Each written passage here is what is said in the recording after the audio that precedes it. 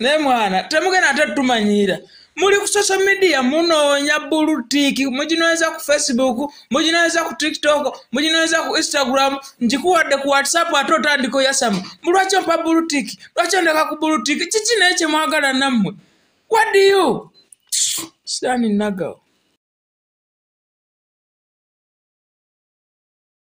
yemwe abakayanira amayumba muzimbira kuno ku TikTok musoga mutulweraga ebiyumba byammwe be muzimba muze nazimba emizigo muze nazimba biki komanyoko temuda mutugamba biyumba byammwe muzimba ebiyumba byammwe mubirekeyo fe twagala bimanya fe nafe tubalaga ebyabugaga bye tulinako manyoko mutali mufuuse ekizibu n'obuyumba buli omu buyumba mundi babbeeyi nyine wange temuda mutugamba bya kidongo byammwe muve ebintu ebyekidaawa okitegeera temuda mutulaga buyumba muba mubuzimbe byammwe nze tebinawe bingasiza ne buli woyita kayumba obuyumba bwe muzimba bwe buyumba obusookerwako bwe ku myaka 8 ozimbako akayumba manyoko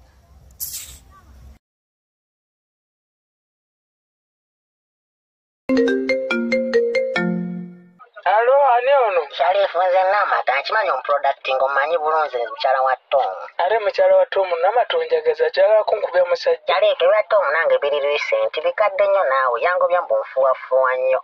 Yangobye wallahi. Yangobye mbufuwafuwa nnyo kati wange gyotafuire nze kwagala ozimbye olubuto Wama Sharifu tokifantasize nga wallahi ebyenfuwa tebiwunya. Oyo Tom just touch branding abukibrandings naye nga amazima gani nti omuntu omulamu era nga wayina feeling. Okitegera Sharifu. Ate omuntu omulamu feeling zizo zigira muka feeling zigira muka. Nikyanzudde Tom yanfantasize nga yagenda kugambye ebyo byonna ankuba akasa wallahi. Watu omutayina kiyali ngambe genda nawe twala eri mizijo gwe Sharifu linda munawe ndowooza ako.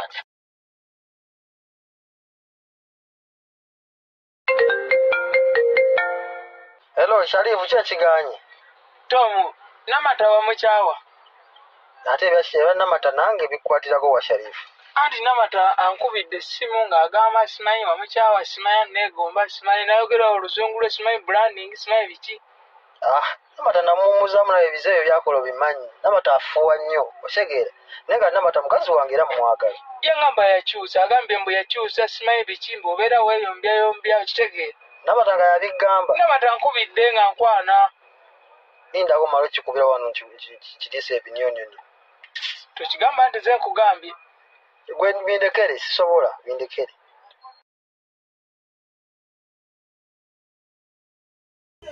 Nekati mwabeeye rusanga temwasoma. Tugeze mu mize empeke zibakozeeko. Sikulumba. Nibu nayeruka ogenda kwogera ki ne bazungu banneeyo. Bwa bagenda kuyita muzungu bamanyi oli muzungu. Nga tolina tomanyi wadde onona bunonyi bi.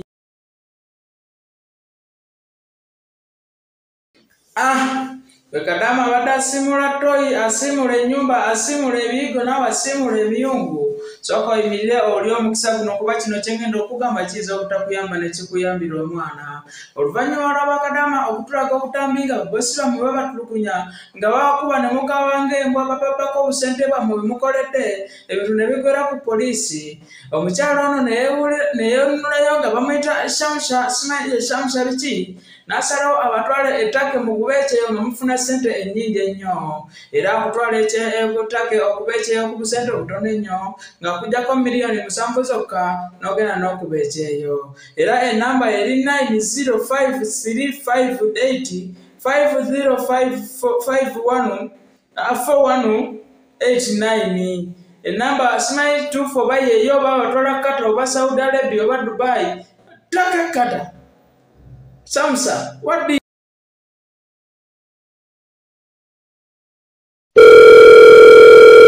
Hello, Sharif. Mbadde kubidde kugamba nti ebintu byokola si kyabisobolerako ddala ndabikira ddala nga ngenda kkuta.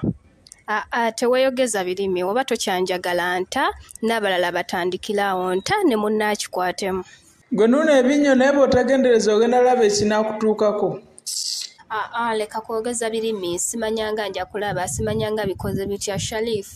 Life y'abakyala kati ntangaavu oba tokyanjagala kite n'omulala atandikirawo.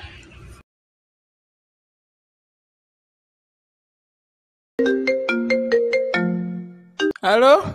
Yo, Sharif kyekiriwo mwana? Sigamba man?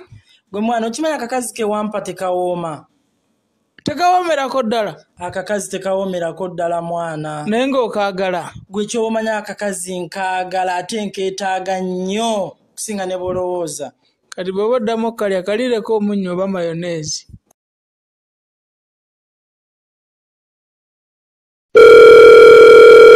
Hello? Jebaleko. Nawe jebaleka ani ono? Sharifu serebu wa TikTok omubwati. Serebu wa TikTok ani akumanyi Sharifu ngamba ki? Ng'oyogera bubi. Njogera bubi gwayogera obulungi oyina kaki? Ano mbadde nkugamba nti njala kulabako bulabi nga kyaliwo mullo. Ng'ondabako kye bakugambye ndi mulwadde. Genda olabe nnyoko. Abe wammwe baafa ne baggwawo.